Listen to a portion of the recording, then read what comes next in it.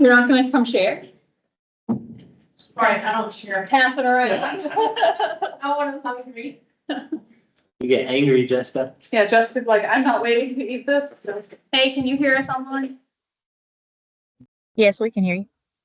Perfect, thank you.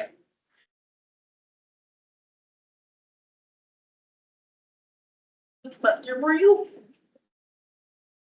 You could just walk. That's why we called it Getting Real with Ashley. Here's what's real. Peace out. Sorry, Ashley. That's okay, once I can't smell it.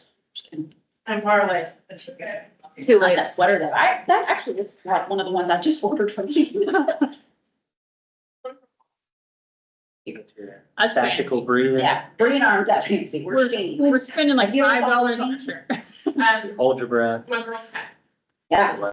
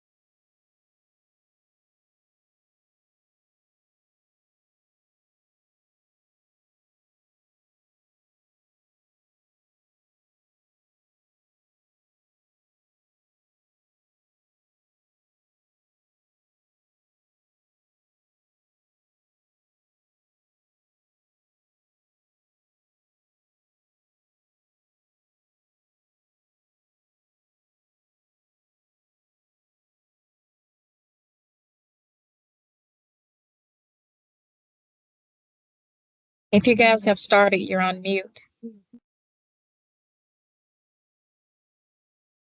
We haven't started quite yet, Okay.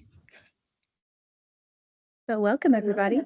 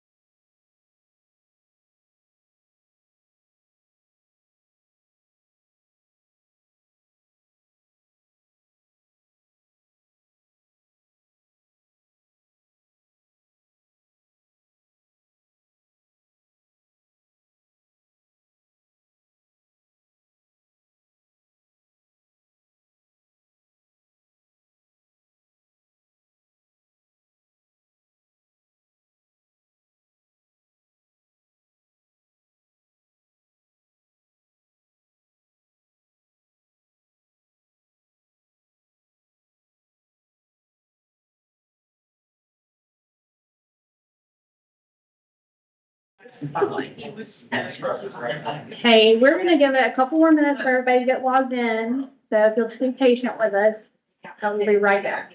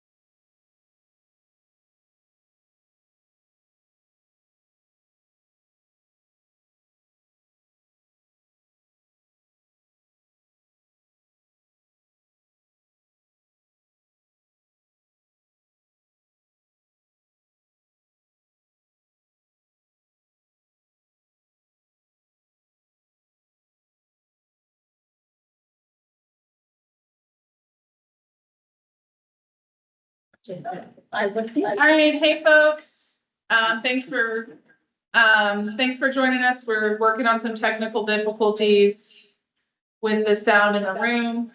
I got it. But anyway, we're gonna go ahead and get started. We're really excited to have, everybody here in person and online to, get real with Ashley. We're really excited for Ashley to come and share her story and kind of lessons learned, along the way. Before we get kicked off, just a couple of announcements. We are in the middle of the Great Freight Food Fight. So we're competing with freight organizations, across Chattanooga. We are currently in second place, so, if you can bring the donations, canned food, make donations, there's QR codes, I think posted around like in the elevator and stuff.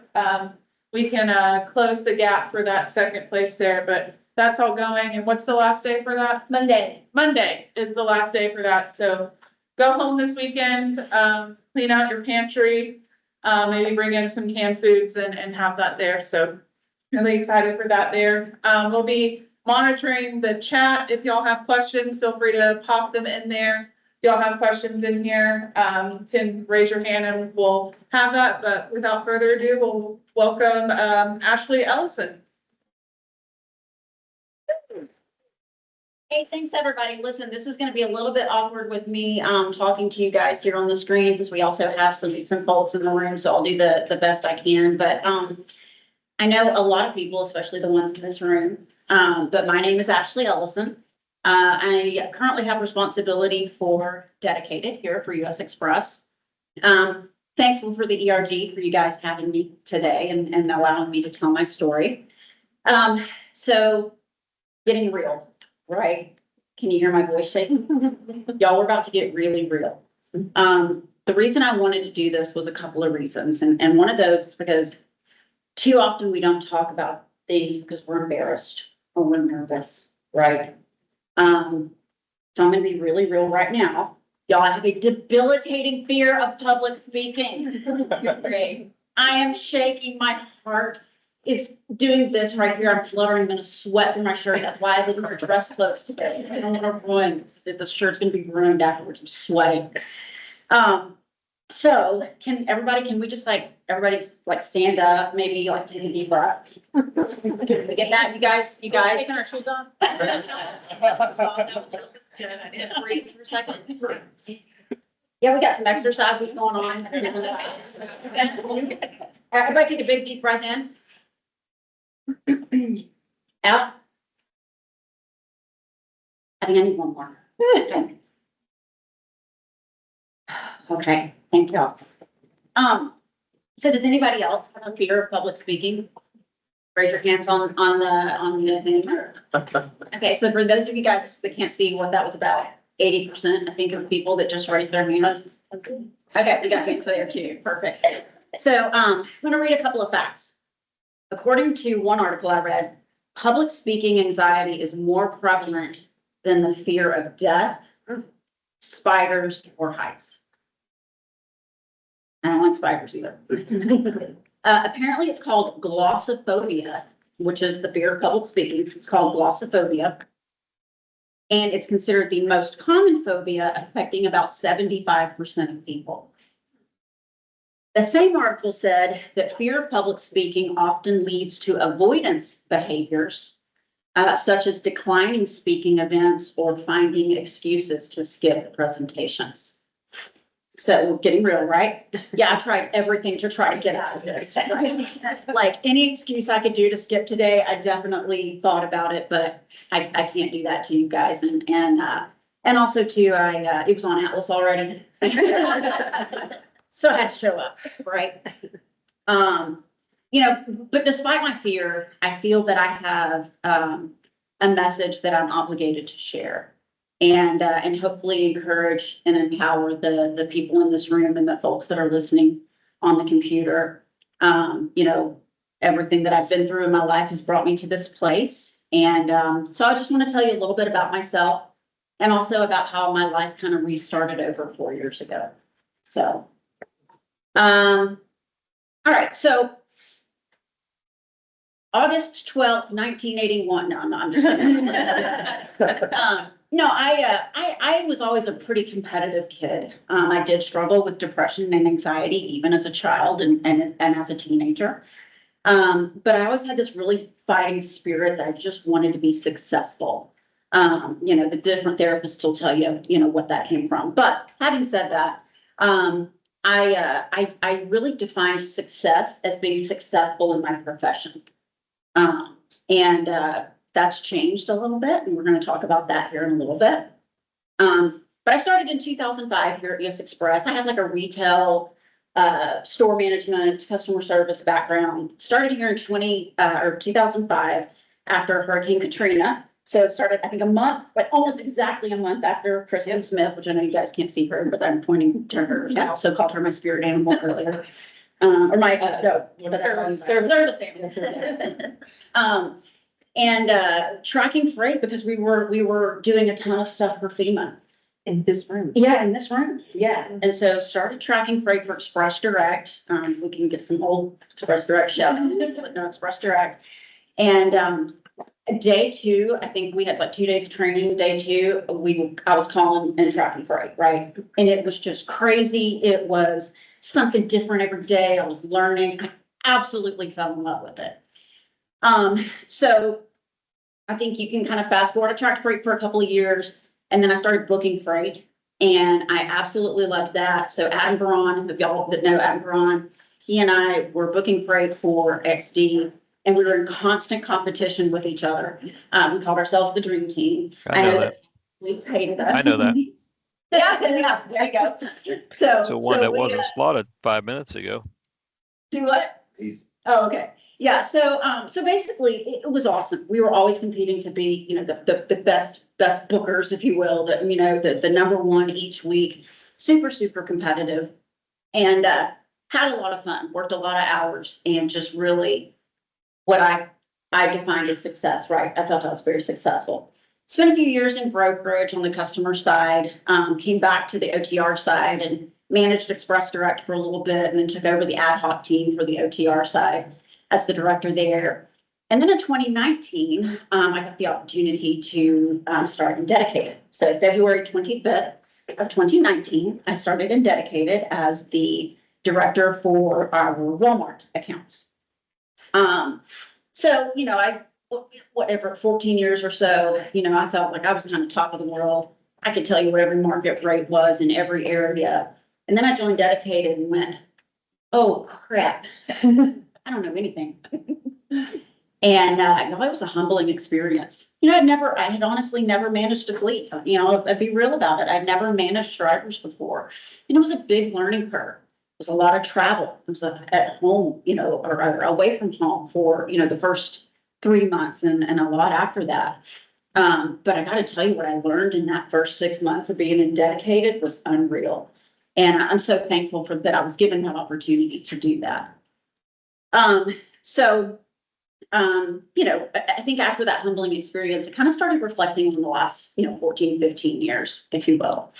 But God has very mysterious timing and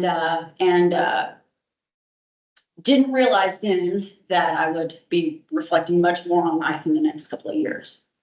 2020, January 28th, 2020.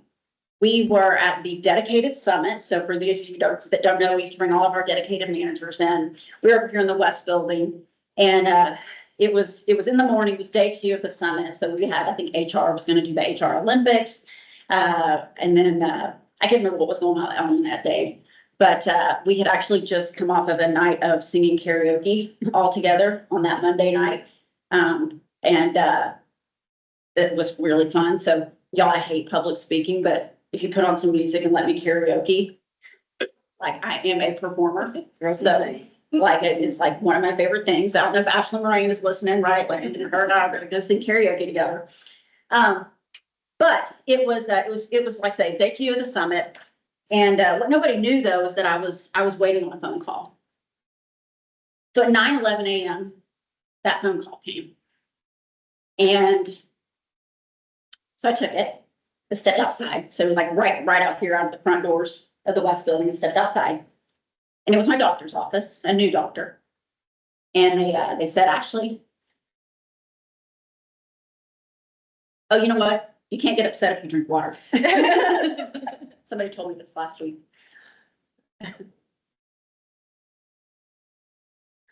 Y'all, they told me I had breast cancer. Yeah. Breast cancer. You have a form of breast cancer. I didn't know what to think. I had no family history of breast cancer. Not a huge family history of cancer, really, in general.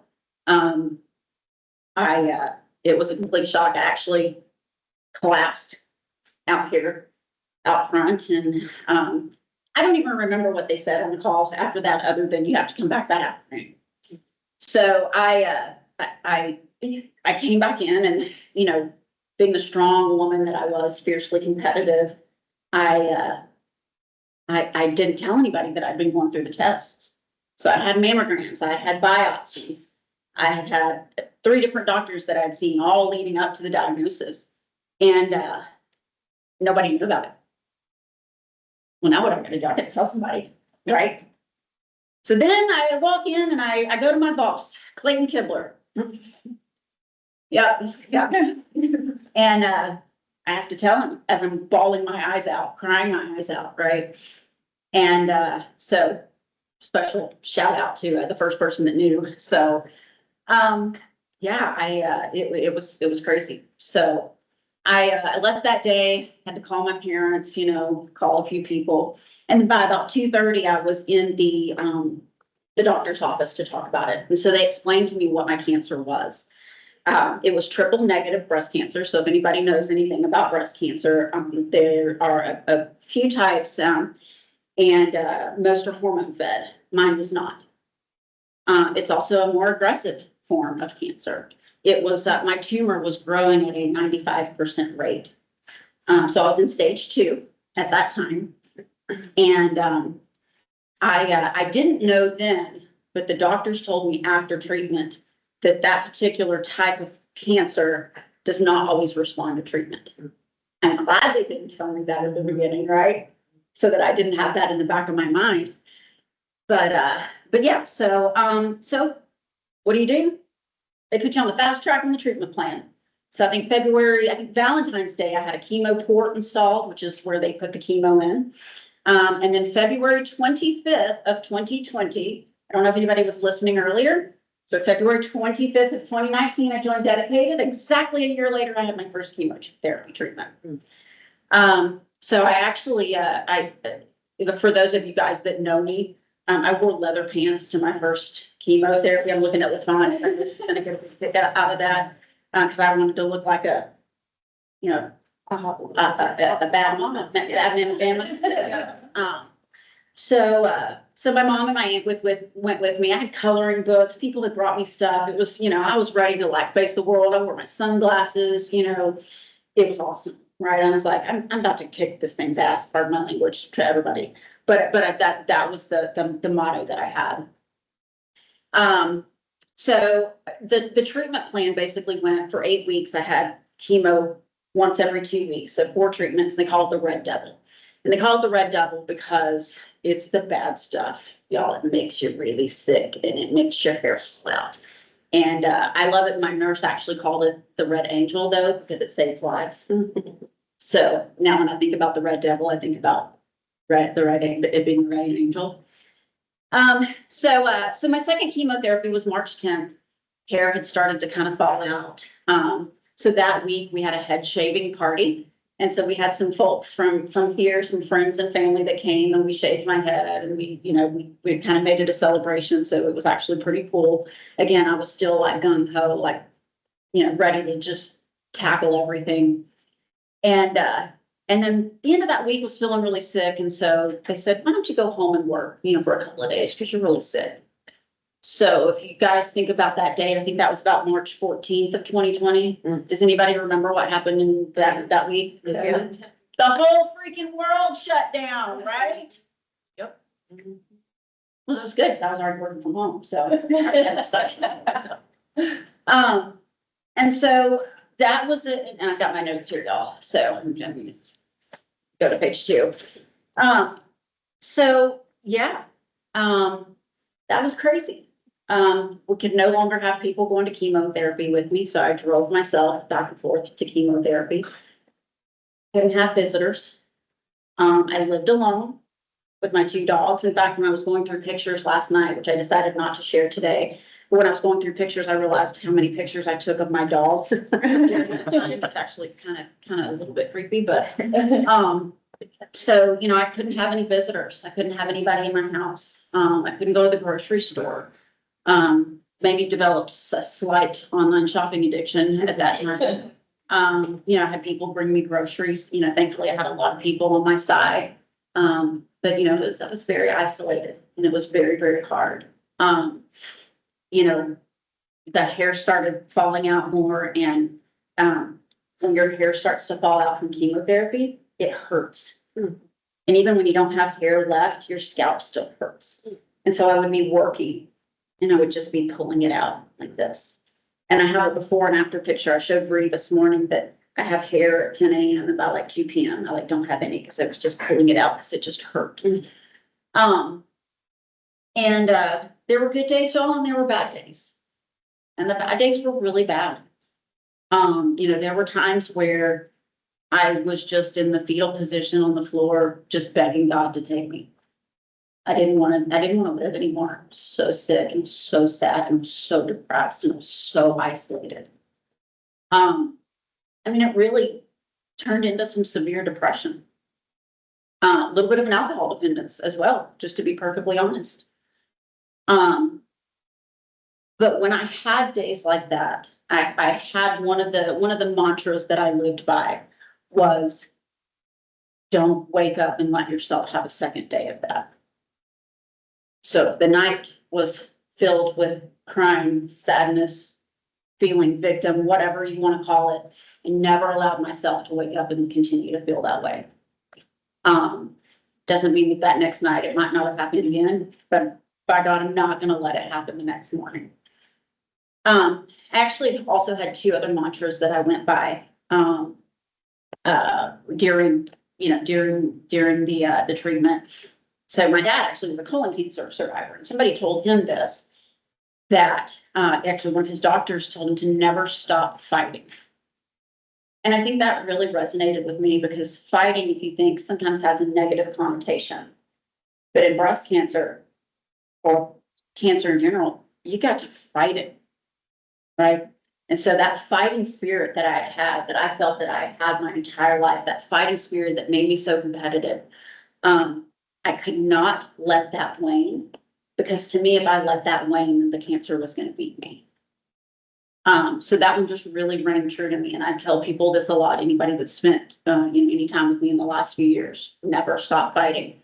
That could be sickness, it could be cancer, it could be recovery, it could be depression, it could be trauma, it could be fighting for your next, to be better, right? I mean, it could be used for anything, right? In anything that you've got going on, never stop fighting. The other one, and I'll tell you a little coincidence here. So the freight food fight, the CEO of the Chattanooga Food Bank is also a breast cancer survivor. She's a friend of mine. So I'm using that as a little plug, just FYI, everybody. And she said that somebody told her during hers, because she was about 8 years ahead of me. She said, instead of thinking, why me? Like, why is this happening to me? Right? I don't have family history. I feel like I don't feel like I had karma, right? I feel like I've led a good life. Why me? But instead of saying that, say, well, why not me? Right? Why not me? Because I have that fighting spirit. I think people that I know that could they muster up what it takes to do that? I don't know. Maybe they could, but I know sure as heck I can. So yeah, why not me, y'all? So, I think kind of maybe the moral to that kind of whole story of that is, there are good days and there are bad days. I now look at it that there are good days and there are great days. There are no bad days. And y'all, I worked the whole time from home. And again, those of y'all that know me pretty well, that's probably not a big surprise to you.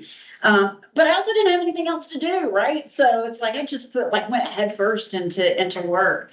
But I'll tell just a quick story that, Teams was new then, right? We forget that Teams is only 4 years old, right? And so, and when we were on calls and everything, I just had my camera off. And our regional managers told the team, oh yeah, Ashley's camera's broken.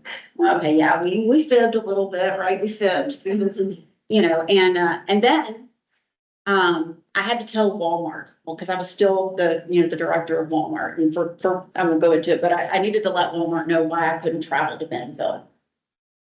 And figured if I had to let Walmart know, I had to let my team know. And I think that was the hardest part through working through all of it. It wasn't even the sickness or anything, but having to look at my team members and tell them, and I didn't want to be a distraction and I didn't want them to question if I was still going to be able to provide them the support and the leadership that they needed because I was sick. You know, and, so we came on camera and we told the team and shed some tears. Some of the, I'm trying to think if any of our Walmart folks were, I don't know if we have anybody left that would have been on that call, but we did finally have to tell my team and, turns out that I wasn't a distraction. They still had confidence in me. They still had faith in me that I could lead them and, you know, be support for them. So, so yeah, so basically 20 weeks of chemotherapy. So I had 4 weeks or 4 treatments of the Red Devil and then 12 weeks each week of another drug. And then had to heal for about a month and then I had surgery. So I had what's called a lumpectomy. And then they also take your sentinel lymph node to make sure that the cancer hasn't traveled to your lymph nodes. So then after surgery, healed, did radiation. So if anybody's ever heard of radiation, it's basically they stick you under a machine and it goes, and then you're done. So it's much less invasive than chemotherapy. Yeah, so, but I had that was 4 weeks and it was like every day, Monday through Friday. What's great is, so actually October 19th was my final radiation treatment of 2020. So I guess technically, I guess I declare that as my cancer-free date. That's the date that's tattooed on my arm. But when they sent the lymph node and the tissue to the lab after my surgery, there were no cancer cells. You know, right? I beat it. I got rid of it, right? So I can ask maybe, you know, different dates, I guess, a little bit, but we'll go with October 19th since it was my last treatment. So yeah, I mean, I did it, right? October 19th, 2020. What I didn't know is that was when the hard part started. So I know I just talked about the hard part. Yeah, you get through that. The next year was the really hard part. And this is, I think, probably why I wanted to talk about getting real. I had no purpose anymore. I've been fighting for my life for the last few months. I felt I had no purpose. What now? What do I do now? Still, the pandemic was, you know, we're still not quite out of it yet. Can I go places? What can I do? That, you know, I don't have any hair. It's getting cold outside, you know, so I just didn't know what to do. I struggled with depression still again. What I realized later was PTSD as well. Again, a little bit of an alcohol dependence. Weight gain because I was depressed. And just unhealthy habits in general. And I remember going to my oncologist, Matthew Graham. Actually, all my doctors were amazing. Y'all, I had great doctors, but he's very, very nice man. And he said, Ashley, you know, if you don't start eating better and exercising, like the cancer could come back. And I was like, all right, that's what it took. So October of 2021, so a year later, I decided to take hold of my life again and my health. And I say that health physically, mentally, and spiritually. Hired a personal trainer. I started eating better. I went to therapy, did this MDR therapy that is, I might have that name wrong, anyway, which is for PTSD. And it took a full year of that to really work through all the trauma. And I don't think of, you know, having sickness as being trauma, but it was trauma. And so really the me that you guys are looking at now, it is really a 4-year work in progress, what I call myself. So my life really started over 4 years ago. And I'm checking our time. I think I'm good on time. Okay. So I want to rewind a little bit because you saw in the note that we talked about, or you know, we put in the note talking about a woman in leadership and transportation. and, overcoming fear and anxiety, which I think I've touched on that a little bit, right? But, you know, I think before I really started reflecting, you know, after cancer, I never really thought about being treated differently in this industry. I could have told you in 2020, no, I'm not treated differently as a woman in this industry. But I also, my personality, I've always demanded a seat at the table. Right? Maybe sometimes when maybe a little too much sometimes, but I always demanded a seat at the table, and I never thought about, you know, it being different for me in this industry, really. But then we did the ERG, right? And I heard other stories, and that was part of my reflection too, was, you know, hey, I may have not had some of these challenges. But also too, I was so driven for success that I just didn't take any excuses and I just plowed on through it. And you know, right? We've been doing this together. I'm pointing to Kristen Smith. Her and I have been doing this together for a long time. And I just, I think that that's part of what has led to my success and my confidence. However, what I think I realized is that not everybody's like that. Right? And so, you know, you saw in the Atlas post that I have a true passion for people, to help people find their confidence and voice. And it's because I realized that I have that, and I am obligated to give that to others. So, so going back to, you know, 4 years of reflection and discovery, I like to call it discovery. Again, I just kind of mentioned it, not all women and or men have the confidence that I have. Right? And confidence is key, y'all. And I don't mean like cockiness. You don't have to walk up thinking, you know, like, you know, but you have to have the confidence in yourself and believe in yourself. I learned what imposter syndrome was. I learned the name of imposter syndrome, of what I had been feeling on the inside, that I would have never let anybody know that, right? Because I'm confident, right? I'm confident. But sitting at home at the end of the day, feeling, am I worthy of what I'm doing? Am I, do I know what I'm doing? And, you know, am I good enough? All of that. And so I started really kind of reading more about imposter syndrome, right? And how many people have imposter syndrome or deal with some part of imposter syndrome, which is funny because from the outside, you'd never know it, right? But on the inside, I was a dumpster fire. It was an adult. I have Walmart. But yeah, so, you know, that was another thing that I really learned. I also learned, y'all, I never had a mentor. In 17 years, I never had a mentor.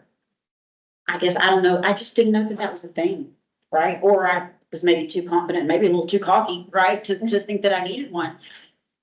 And I think that mentorship is so important now. And I am thankful to have had some mentors in the last couple of years, you know, to help me. And then I've been really, really fortunate to have some mentees as well that, you know, I've been able to hopefully share some things and make some impacts in people's lives. So if you don't have a mentee or a mentor, if you hear one thing from this whole session, do it. It's amazing. Another thing that I learned is words matter.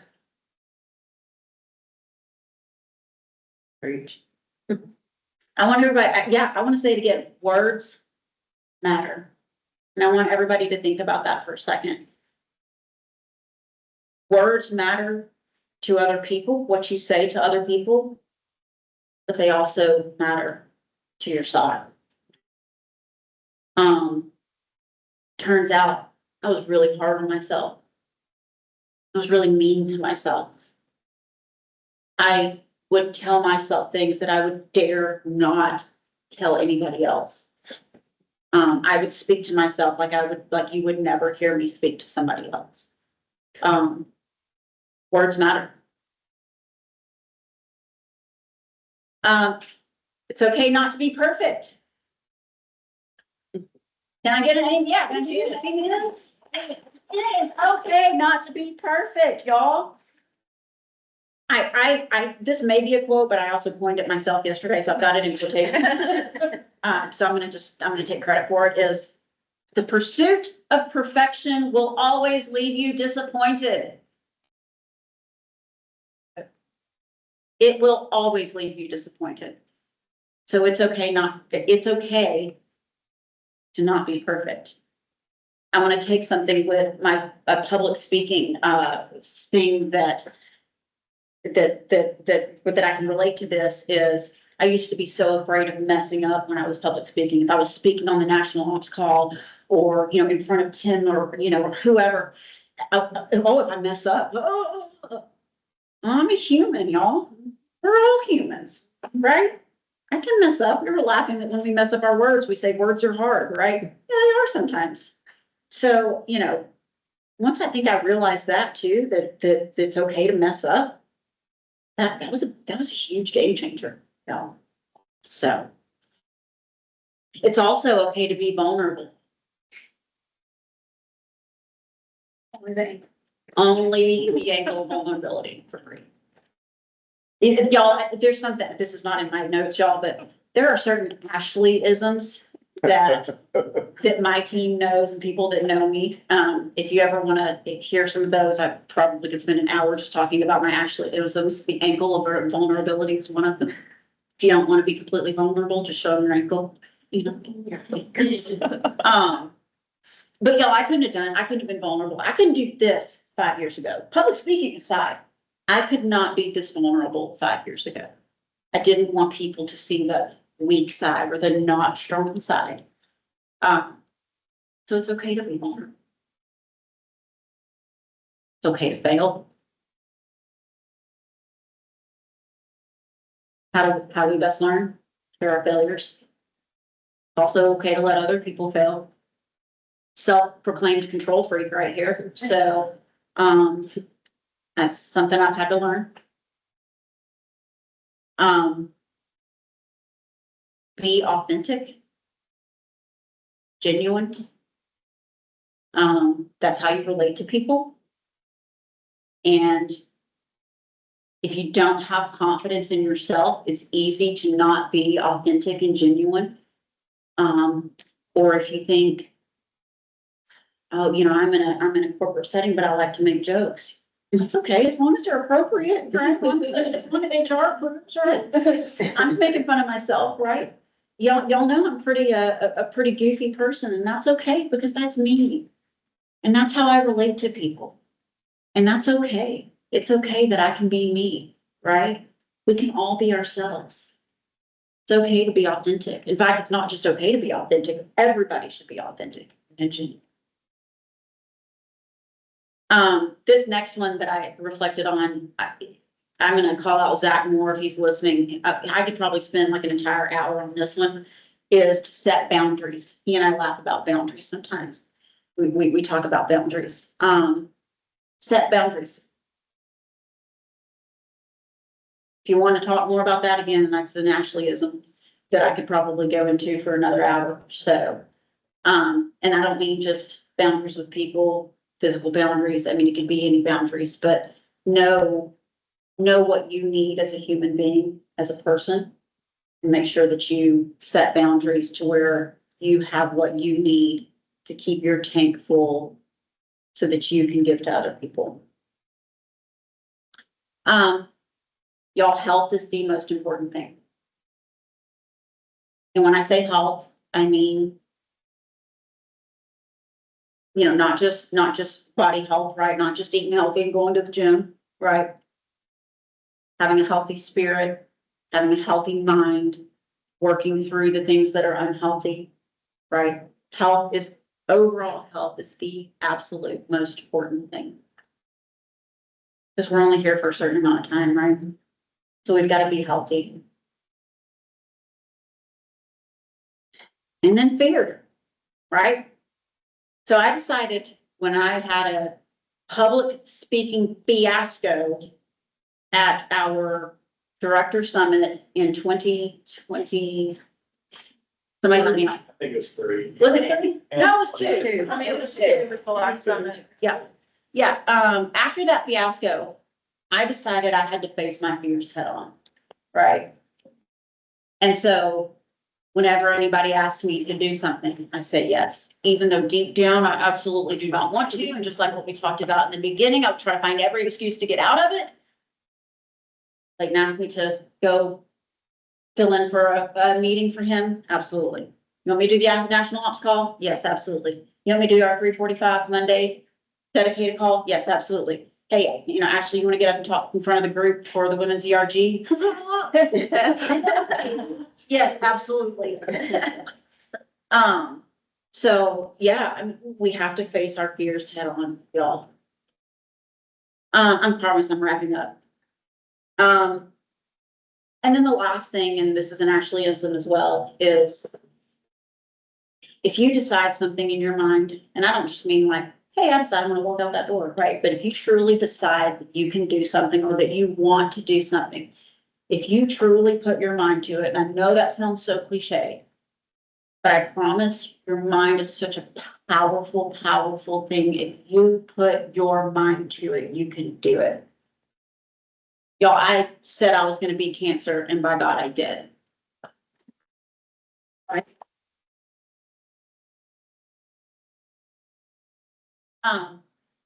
So, again, I said it earlier, I said, I feel like I have a it's really, I feel like I have a responsibility.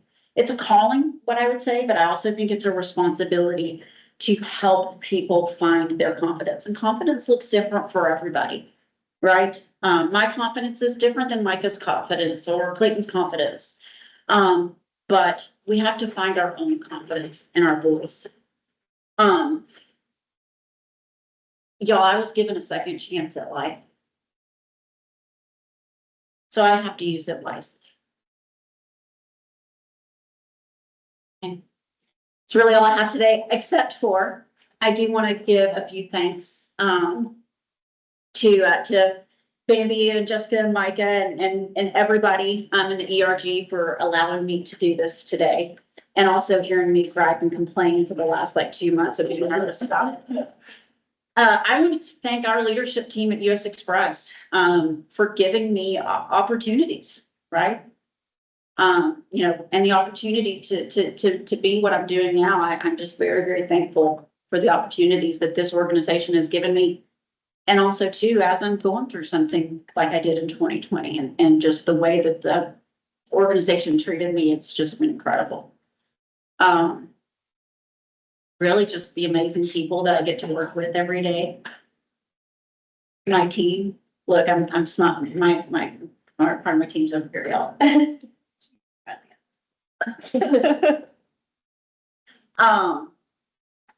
My hype squad today, which I don't think I had to use y'all all that much.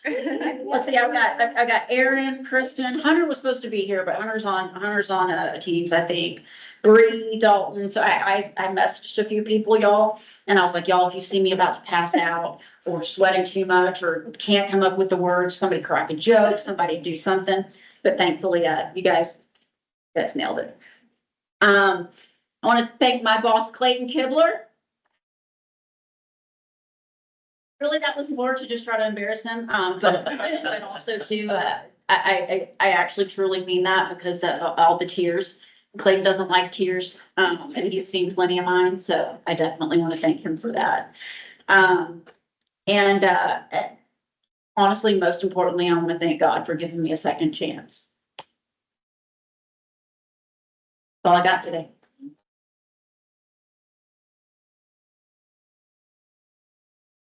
We'll just go ahead and open it up for questions. So if there's questions in the rooms or online, you can either come up mute and speak up or send the chat. We can see the chat on the screen in the room, so we'll keep our eyes out. So what y'all got for Ashley?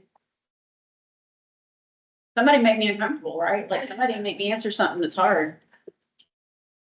I just want to say, like, you did phenomenal up there today, speaking, sharing your story.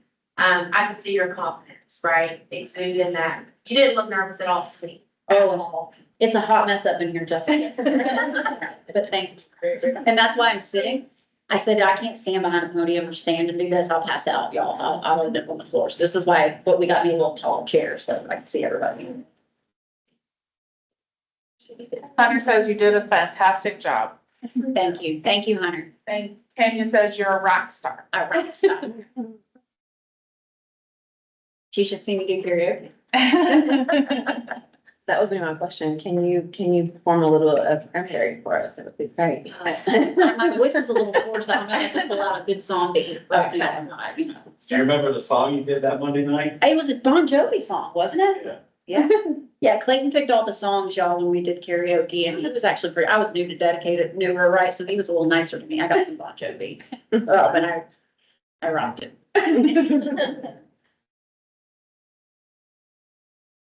Guys, what are some of the tips that you give to your like mentees or people that you're talking to for how to develop their own confidence? So like you said, it kind of comes naturally to you, but what are some of the things that you share with the folks you talk to about that? Yeah, similar to kind of what I just shared, honestly, as far as, you know, that you deserve a seat at the table, right? So I said I demand a seat at the table, but guess what? You deserve a seat at the table. And, you know, I talk about the being authentic and that it's okay to fail. So really a lot of what I reflected on from, you know, coming out of that is really what a lot of what I share, you know, as far as how to find that confidence. It's okay to mess up. It's okay to be nervous. But also too, you are important.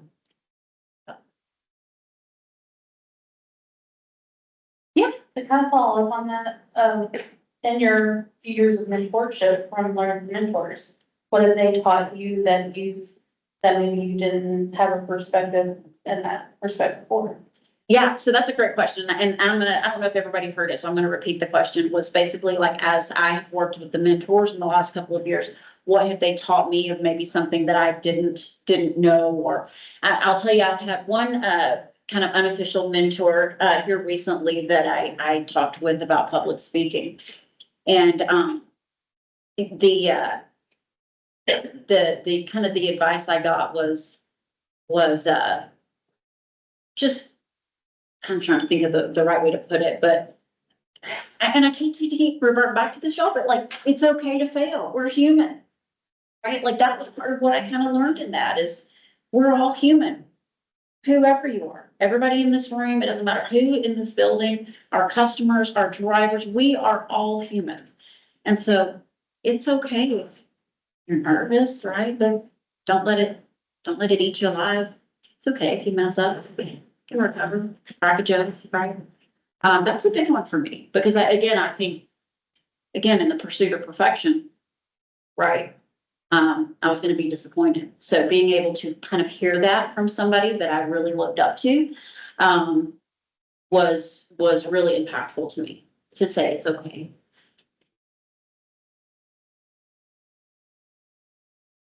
Gosh, it does not surprise me that you marched into your first chemo treatment. Leather pants. Leather pants. Yes. I'm sure your shoes made you look fine. I told somebody that earlier today, actually, that's our thing. Yeah.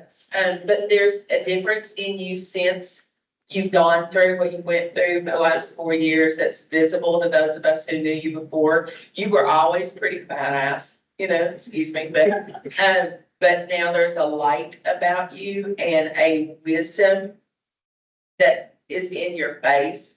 So we certainly, those of us that, you know, that have been around here a minute, really appreciate the contribution that you make to those in the organization that need that, that lesson in confidence and perseverance and authenticity and all that stuff. So we really appreciate what you've done.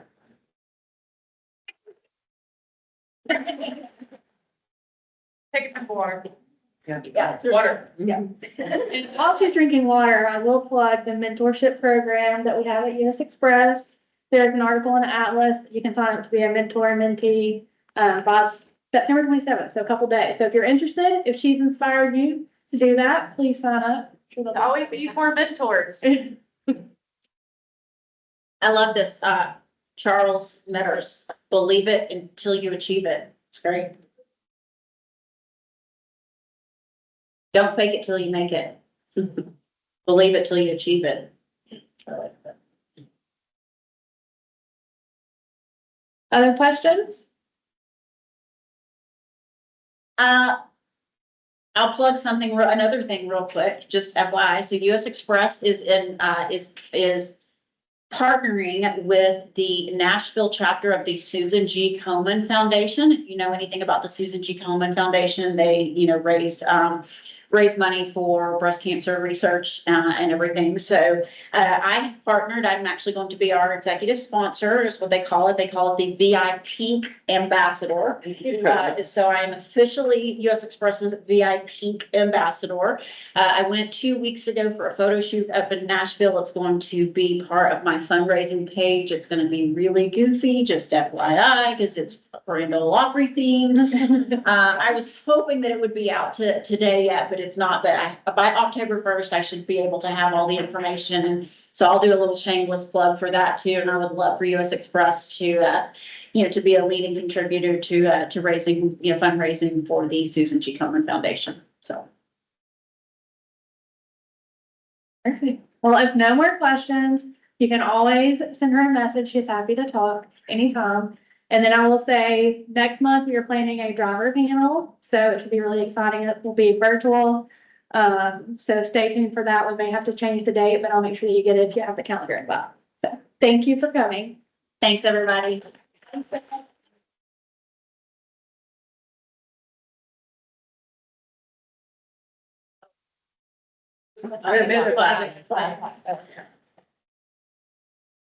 You want to end it on this? Yeah.